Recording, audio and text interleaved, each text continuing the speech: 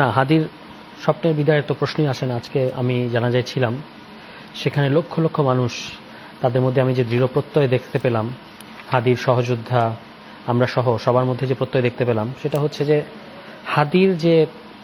হাদি আর কি যা যা চাইতো, একটা সাংস্কৃতিক বিপ্লব, একটা গণতান্ত্রিক ইনসাফের বাংলাদেশ, সেই বাংলাদেশের পক্ষে লড়াই করতে হবে এবং আধিপত্যবাদের বিরুদ্ধে লড়াই করতে হবে। এটা চলবে এবং এটা প্রজন্ম থেকে প্রজন্মান্তরে আমাদেরকে যদি একটা জনগোষ্ঠী হিসেবে টিকে থাকতে হয়, তাহলে এটা আমাদের প্রজন্ম থেকে প্রজন্মান্তরে চলবে। আজকে যে জমায়েত, এটা কিন্তু শুধু শোকের জমায়েত ছিল না, এটা একটা প্রতিবাদী জমায়েতও ছিল, জানাজাকে উপলক্ষ করে।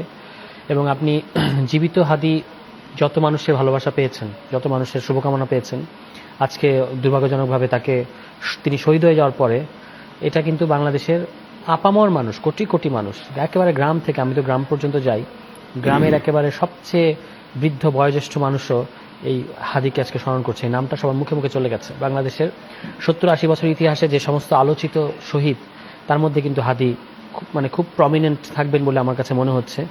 এবং এইভাবে আজকে যদি আপনি ঢাকা শহরের চেহারাটা দেখেন, আমি যে আসছিলাম এখন, পুরো ঢাকা শহর কিন্তু একটা স্তব্ধ হয়ে গেছে, থমকে গেছে, এবং সবার মনের মধ্যে একটা গভীর, যেটা আপনি বলছিলেন যে গভীর দুঃখ, গভীর ব্যথা।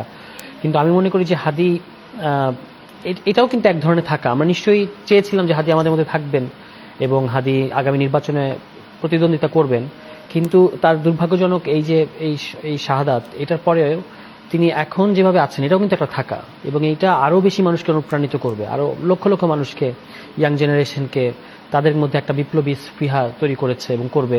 তার তৈরি করা যে কালচারাল সেন্টার, সেটা নিয়ে আপনি দেখবেন যেটা আরও বড় পরিসরে, আরও বড় জায়গায় যাবে। তো সব কিছু মিলিয়ে আমার কাছে মনে হয়েছে যে এটা তার এক ধরনের দৈহিক বিদায় অবশ্যই, কিন্তু তিনি বাই স্পিরিট আমাদের সাথে থাকবেন। আমরা যেমন এখনো গণ অভ্যুত্থানের শহীদদেরকে স্মরণ করি, শহীদ আসাদ, শহীদ নূর হোসেন, তারপর আমাদের শহীদ আবু সাইদ, শহীদ মুগ্ধ, এরকম এই নামের তালিকায় কিন্তু শহীদ হাদির নাম যুক্ত হলো। এবং তাদের নাম আমাদের যতদিন বাংলাদেশ আছে, ততদিন বাংলাদেশের গণতান্ত্রিক সংগ্রাম আছে, খুব গুরুত্বের সাথে এবং খুব শ্রদ্ধার সাথে স্মরণ করা হবে তাকে। আমি মনে করি যে হাদি তো এরকম অনেক সময় বলা হতো, আমরা যারা নতুন প্রার্থী, আমাদের ব্যাপারে একটা ফোরন কাটা হয়, 500 ভোট পান কিনা দেখেন। তো হাদিকেও কিন্তু এই কথা বলা হয়েছে, কিন্তু আপনি যদি এখন দেখেন যে হাদি কিন্তু ইতিমধ্যে জিতে গেছে।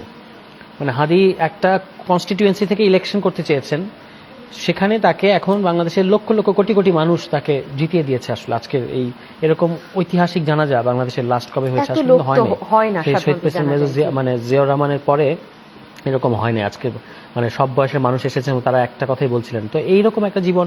এবং আপনি দেখবেন যে হাদি, আমার কাছে হাদির কথাবার্তাগুলো এখন যখন আবার শুনি, ও তো আমাদের খুব ঘনিষ্ঠ ছিল, এবং আমরা তাকে বুঝতাম একটা ধরনের খ্যাপাটে, এবং এই প্রত্যেকটা জেনারেশনে এই ধরনের থাকে, একটা এই যে বিপ্লবী জেনারেশন তৈরি হয়েছে, তার মধ্যে হাদি খুবই বিশেষ, জীবিত অবস্থাতে বিশেষ ছিল। এখন ধরেন তিনি আমাদের মধ্যে নাই, এ কারণে তাকে বড় করে দেখানোর যে ব্যাপারটা, সেটা না। জীবিত থাকতেই তার মধ্যে যে একটা খ্যাপাটে, একটা অ্যাংরি, এবং সবসময় অন্যায়ের বিরুদ্ধে সবচেয়ে বেশি কথা বলা টাইপের যে একটা অ্যাটিটিউড তার মধ্যে ছিল, এটা কিন্তু তাকে সবার চেয়ে আলাদা করেছে। এবং এখনও তাকে যখন আমরা স্মরণ করছি, দেখেন ওইটাই তার যে ছবিটা সবার মনের মধ্যে ভাসছে, সেটা হচ্ছে ওই 2 হাত প্রসারিত করা, যে কবি নজরুলের কবিতা তিনি আবৃত্তি করছিলেন। প্রত্যেকটা আলোচনায় তিনি বলেছেন যে তিনি সম্ভবত জানতেন যে আমার এই পরিণতি হবে।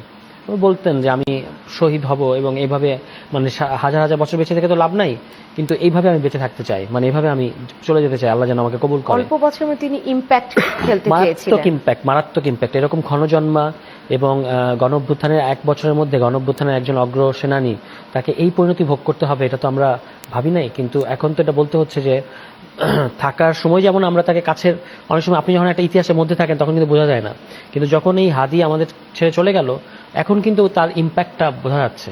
এরকম ইম্প্যাক্ট সর্বশেষ খুব কম রাজনীতিবিদ, কিংবা আমি বলবো যে রাজনৈতিক ব্যক্তিত্ব, হাদি কোনো দল না করলে তো একজন রাজনৈতিক ব্যক্তিত্ব, ফলে তার তার যে ইম্প্যাক্ট, এটা খুব মারাত্মক এবং এটা খুব গভীর হবে বলে আমার ধারণা।